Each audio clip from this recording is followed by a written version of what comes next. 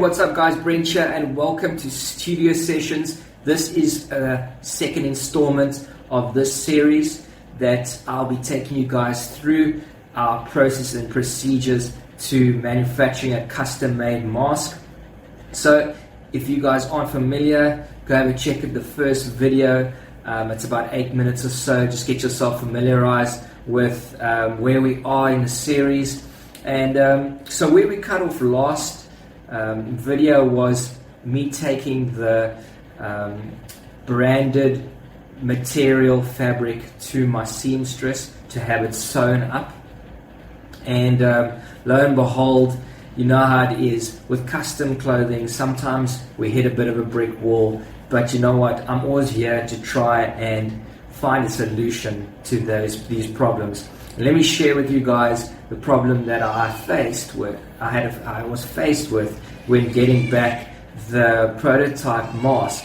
Basically, the print that we are dealing with is quite a large print across the mask, and it looks like a face. It's an OmniMask's artwork and design, so it is actually a face that sits on the front of the mask.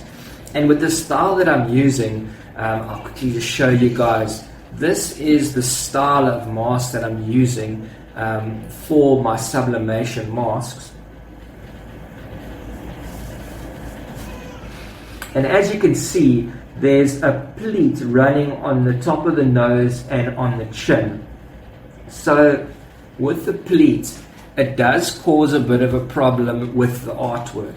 Okay, so with this specific artwork has definitely caused a problem, and I'll show you guys where it was sort of having an issue.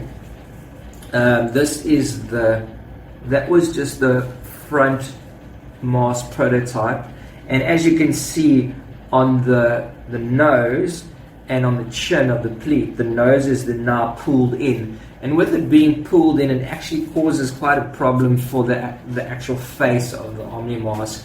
It really just starts to contort it and make it it just starts to make it look like, it doesn't look like a face any longer.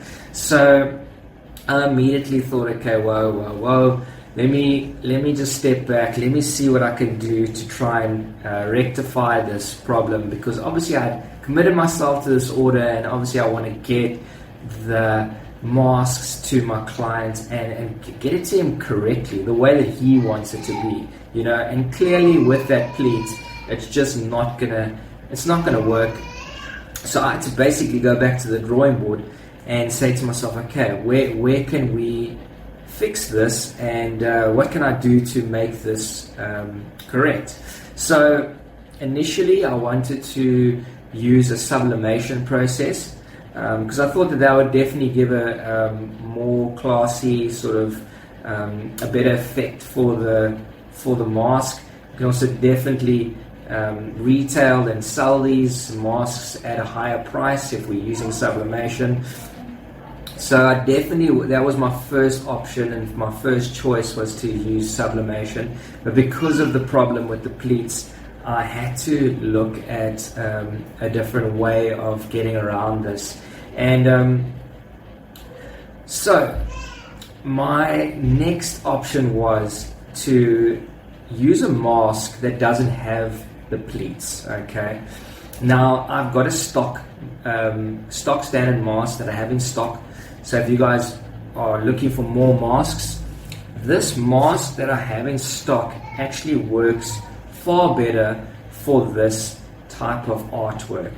And I just want to put it on because I want to show you guys why it's actually working far better, and why it worked much better. So as you can see, we've got the elastic that goes around the head, and then you've got your tying tassels that come from, I'm not going to tie it, but you can see fits really nicely. There is a seam that runs in the middle of this mask here, which could have been a problem, but luckily when I started to brand it with the vinyl, it actually wasn't a problem. It worked out very, very nicely, and that was just a far better result using the stock mask that didn't have the pleat on the nose and running on the chin.